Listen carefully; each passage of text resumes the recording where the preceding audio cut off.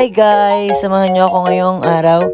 Papasok ako sa school at may mga ganap din kasama ang mga kabarkada ko. Let's go! Ito, palabas na ako ng kanto namin at sumakay na ako sa motor ni Tito.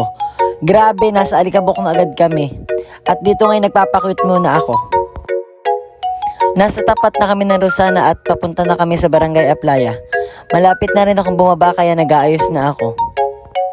At dito nga ay bumaba na ako ng motor at naglalakad na ako papunta sa tindahan para iwanan yung cellphone ko kay tita.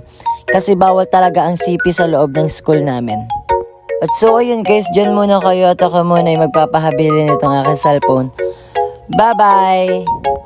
At so ayun guys, nakalabas na nga ako ngayon ng aming paaralan at kinuha ko muna itong aking cellphone. Kasama ko nga pala ngayon ang aking mga kabarkada. Sina Saren, Perold, Kaye, Byron at Bianca. Ayan, tatawid na kami ng karsada papunta sa bayan para mag-Jollibee. Eto, nandito na kami sa bayan at papunta na kami ngayon sa Jollibee kaya nagmamadali na kami kasi gutom na talaga kami. Nandito na pala kami sa Jollibee. Pagpasok namin ay umakyat na kami upang maghanap ng upuan. Binigay ko na ang bayad ko kay Kaye at sila na daw ang o-order ng food namin. At dito habang inaantay ko silang umorder ay nakita ko dito si Sian.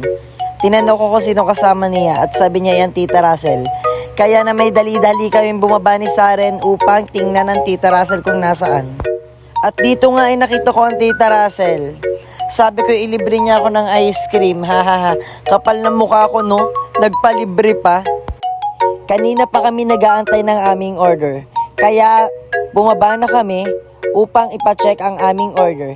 Nakakatawa kasi, mas nauna pang dumating yun sa iba kaysa sa amin. At ayan, naayos na nga yung aming order. At ako na nagdala ng aming order pa itaas. Finally, kainan time na. Ang saya, kasi magkakasama kaming lahat dito habang kumakain.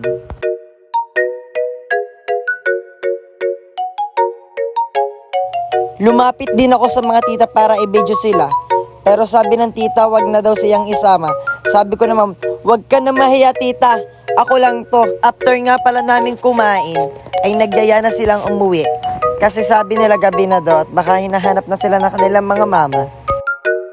At dito nga ay pababa na kami ng hagdanan upang pumunta sa bayan. Nakasakay na nga pala kami ng tricycle at dumaan na kami sa Aplaya. Maya-maya ay bumaba na rin yung isa naming kabarkada, kaya nagbabay na ako sa kanya. Malapit na rin akong bumaba at ayan, pumasok na ako sa aming eskinita. Shoutout nga pala sa inyo, Sarino Jeb, Justin Dagos, RG Ramos, Justin Ilustre and Urshel Miley Gonsalvo at kay Joshua Berey.